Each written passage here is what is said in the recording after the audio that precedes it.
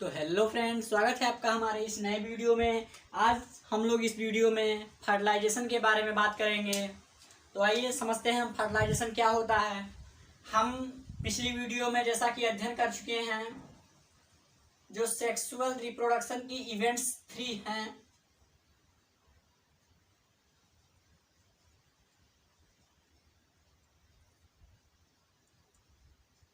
जो sexual reproduction events होती हैं वो 3 टाइप की होती हैं। एक होता है प्री फर्टिलाइजेशन,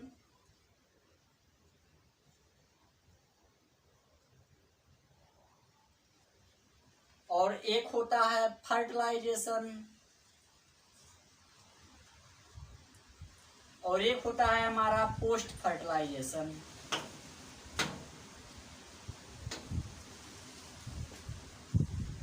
जो प्री फर्टिलाइजेशन होता है उसको हमने इस चैप्टर की पिछली वीडियो में कवर कर लिया था। अब हम समझते हैं फर्टिलाइजेशन क्या होता है। तो आइए समय को वेस्ट ना करते हुए हम फर्टिलाइजेशन टॉपिक पर आते हैं। चलिए, फर्टिलाइजेशन क्या होता है।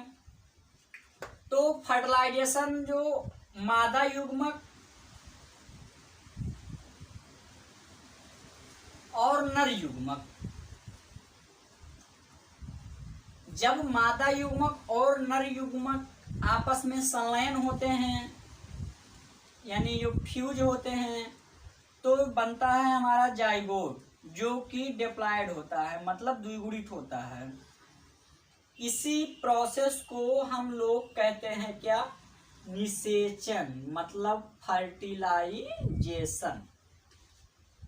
तो मादा युग्मक और नर युग्मक जब फ्यूज होंगे आपस में, उनका संलयन होगा, तो हमारा बनेगा जाइगोट। जाइगोट यानी डिप्लॉयड, इसको हिंदी में कहते हैं युग्मनज, जो कि डिप्लॉयड यानी द्विगुणित होता है, और जाइगोट बनेगा, और इसी प्रक्रिया को हम कहते हैं निषेचन।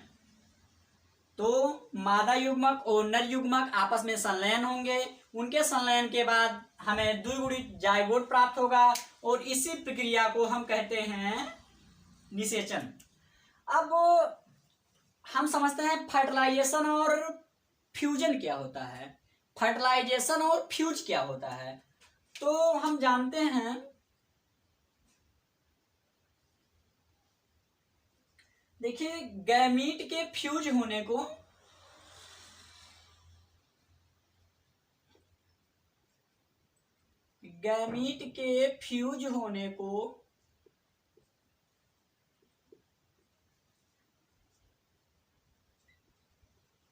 हम संगैमी कहते हैं।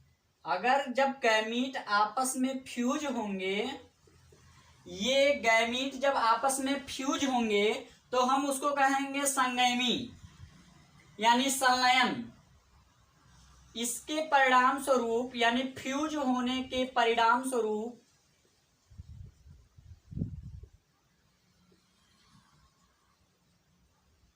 एक द्विगुणित जाइगोट बनता है। इसके परिणाम स्वरूप एक द्विगुणित जाइगोट बनता है, और उस जाइगोट, मतलब जो 2n जाइगोट बना, इस प्रोसेस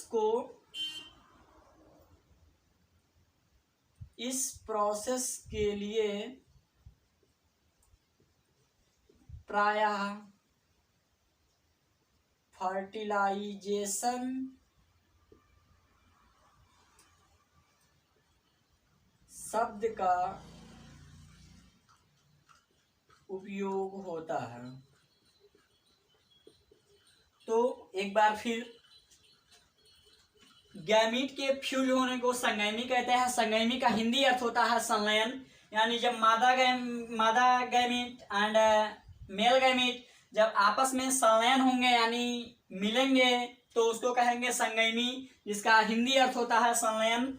इसके परिणाम स्वरूप जो द्विगुणित जाइगोट बनता है, इस प्रोसेस के लिए हम जो शब्द यूज करते हैं उसको कहते हैं फर्टिलाइजेशन। सॉरी, ये यहाँ चला गया, इसको कहेंगे फर्टिलाइजेशन। तो इतना आपको समझ में आया होगा। अब बात ये आती है, क्या फर्टिलाइजेशन से ही नए ऑर्गेनिज्म का निर्माण होता है? विथआउट फर्टिलाइजेशन नहीं हो सकता है? तो हो सकता है। चलिए हम नोट करते हैं। नोट में ये भी है। अभी हमने क्या कहा, क्या बिना फर्टिलाइजेशन के भी नए ऑर्गेनिज्म का निर्माण हो सकता है? तो फीमेल गैमिट के बिना फर्टिलाइज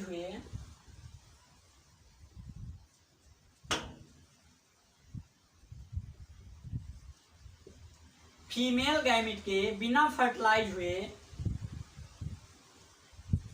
नए ऑर्गेनिज्म फीमेल गैमिट के बिना फर्टिलाइज हुए नए ऑर्गेनिज्म का बनना पार्थिजेनेसिस कहलाता है। पार्थिनोजेनेसिस।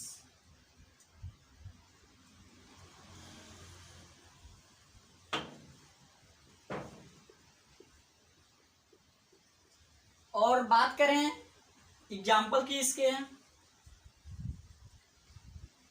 तो इसके एग्जाम्पल हैं रोटिफर्स,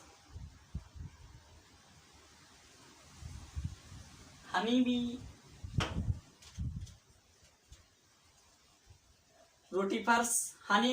सम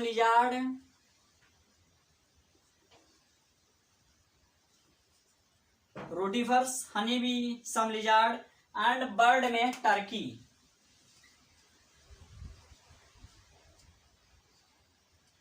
TURKEY। अगर बात करें जो पार्थिजेनेसिस है, इसकी खोज किसने की थी? तो इसकी खोज जो है, पार्थिजेनेसिस की खोज जो है चार्ल्स बोनेट ने की थी। नाम याद रखिएगा, चार्ल्स बोनेट ने किस ईस्वी में की थी? 1745 में। चार्ल्स बोनेट ने 1745 में पार्थिजेनेसिस की खोज की थी। और किसमें की थी? तो 1745 ईस्वी में जो है एक जीव में की थी जिसका नाम था एफिड्स।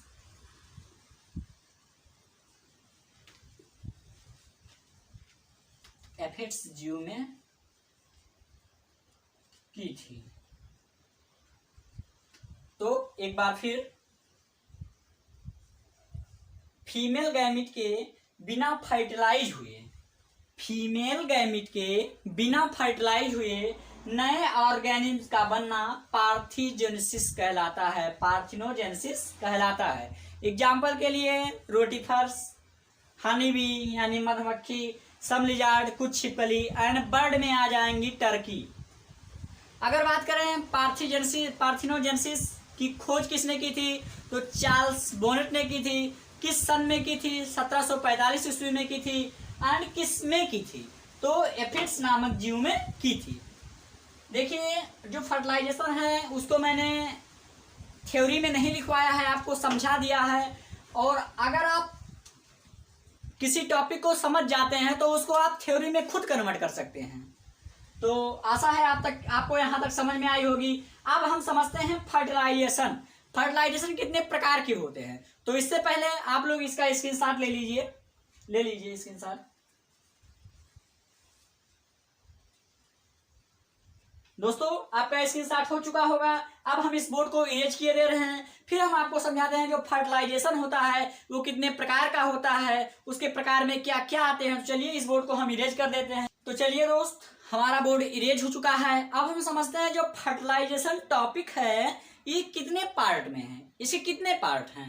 तो समझते हैं हम जो फर्टिलाइजेशन है।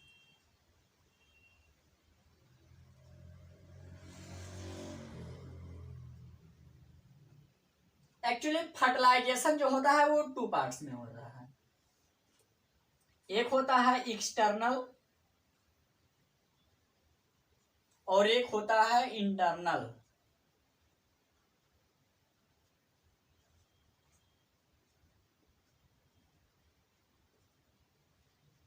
और एक है हमारा एक्सटर्नल फर्टिलाइजेशन।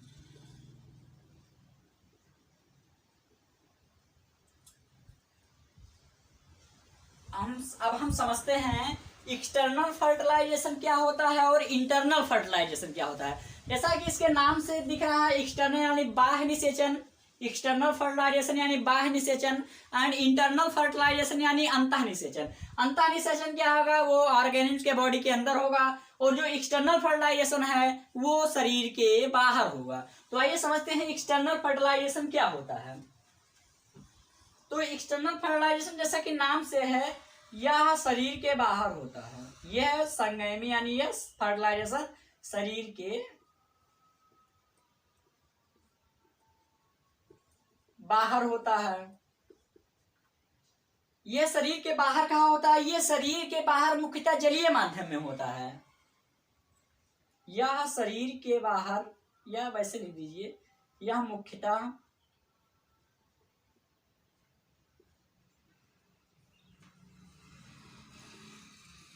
जलीय माध्यम में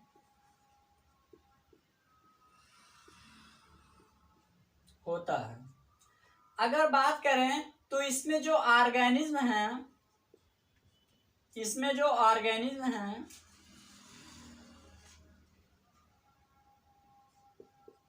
ये अधिक संख्या में अपने गैमीट को, अधिक संख्या में जो इनके गैमीट हैं यानी जो युग्मक हैं, उनको वाटर के सराउंडिंग, SURROUNDING, सराउंडिंग वाटर में प्रोड्यूस करते हैं अपने गैमीट को। अब अगर ये अपने गैमीट को सराउंडिंग वाटर के प्रोड्यूस करते हैं तो क्यों, ताकि संगैमी के चांस अधिक बढ़ जाए।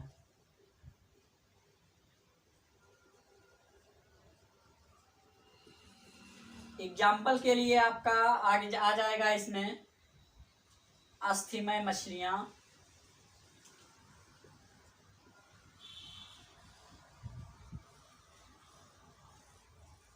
अस्थिमय मछलियां, उभयचर,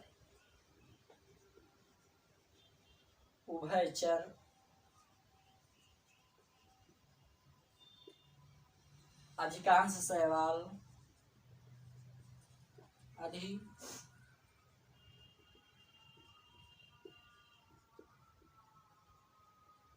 अधिकांश शैवाल, कुछ कवक, व्योम, बहुत सारी आकाशेरुकी जंतु, आकाशेरुकी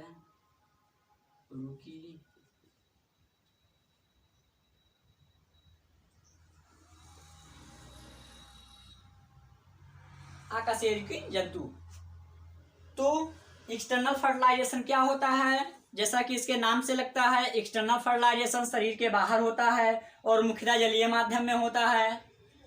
इसमें ऑर्गेनिज्म अधिक संख्या में अपनी गैमीट को सराउंडिंग वाटर छोड़ते हैं ताकि संगैमी के चांस अधिक बढ़ जाएं। एग्जाम्पल के लिए अस्थमय मछलियां, उभयचर, अधिकांश शैवाल, कुछ कवक एवं बहुत आकाशेरुकी जंतु। अब हम समझते हैं जो इंटरनल फर्टिलाइजेशन क्या होता है। तो जैसा कि इसके नाम से लग रहा है, इंटरनल फर्टिलाइजेशन, यह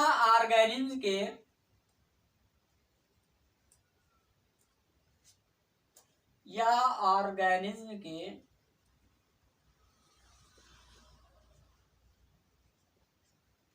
बॉडी के अंदर होती है।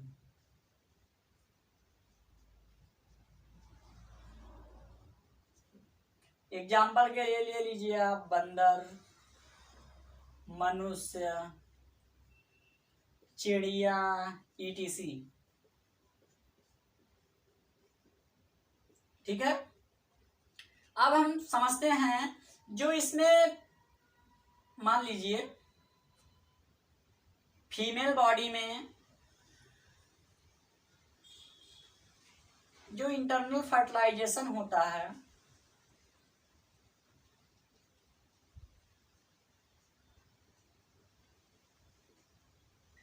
इंटरनल फर्टिलाइजेशन में जो मेल गैमीट होता है,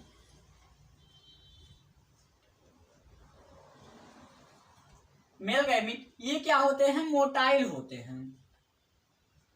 और मेल गैमीट को फीमेल गैमीट के पास जाना पड़ता है। मेल गैमीट को फीमेल गैमीट के पास जाना पड़ता है, क्यों? ताकि वो क्या हो सके, फ्यूज हो सके, ताकि वो क्या हो सके, उनका संगैमी हो सके, यानी वो आपस में संलयन करें। जो मेल गैमीट है वो फीमेल गैमीट के पास जाएगा ताकि वो आपस में क्या कर सके, संलयन कर सके। जो ये होता है इसमें स्पर्म अधिक संख्या में प्रोड्यूस होता है।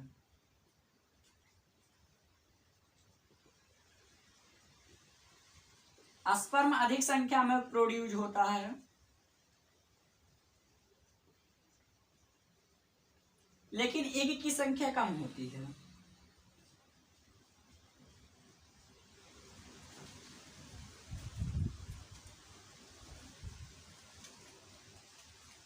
लेकिन ईग की संख्या क्या होती है, कम होती है।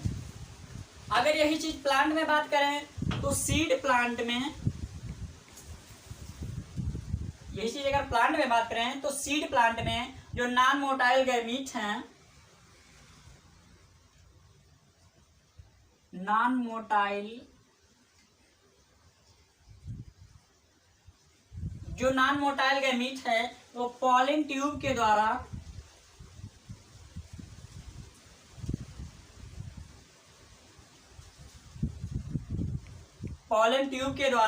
फीमेल गैमीट तक ले जाए जाते हैं।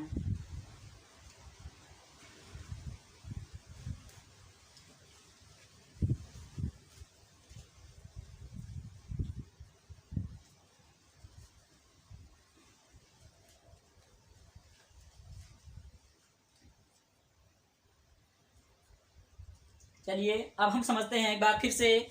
जो फर्टिलाइजेशन होता है वो 2 टाइप का होता है, internal fertilisation and external fertilisation. जो एक्सटर्नल फर्टिलाइजेशन होता है, जैसे कि इसके नाम से लग रहा है, जो एक्सटर्नल फर्टिलाइजेशन होता है वो शरीर के बाहर होता है, यानी मेनली जलीय माध्यम में होता है। इसमें ऑर्गेनिज्म अधिक संख्या में जो गैमीट होते हैं उनको सराउंडिंग वाटर छोड़ा जाता है ताकि संगैमी के चांस अधिक बढ़ जाएं। समझ में आया ना? एग्जाम्पल के लिए आपका आस्थे में मछलियां, उभयचर, अधिकांश शैवाल, कुछ कवक एवं बहुत अकशेरुकी जंतु। अब हम यही चीज बात करेंगे इंटरनल फर्टिलाइजेशन। इंटरनल फर्टिलाइजेशन जैसा कि इसके नाम से लग रहा है, इसमें फर्टिलाइजेशन मतलब ऑर्गेनिज्म के शरीर के अंदर होगा। एग्जाम्पल के लिए बंदर, मनुष्य, चिड़िया, रेप्टाइल्स, ईटीसी। जो इंटरनल फर्टिलाइजेशन होता है इसमें मेल गैमीट मोटाइल होते हैं, जबकि जो फीमेल होती है वो स्टेशनरी होती है। मेल गैमीट को फीमेल गैमीट के पास जाना पड़ता है, क्यों? ताकि वो संगम कर सके, ताकि उनका संलयन हो सके। स्पर्म अधिक संख्या में प्रोड्यूस होते हैं, लेकिन इनकी संख्या कम होती है। अगर हम सीड प्लांट में बात करें तो जो नॉन मोटाइल गैमीट हैं वो पॉलिन ट्यूब के द्वारा फीमेल गैमीट तक ले जाए जाते हैं। दोस्तों आपको यहां तक समझ में आई होगी, आप लोग इसका स्क्रीनशॉट ले सकते हैं, ले लीजिए आप।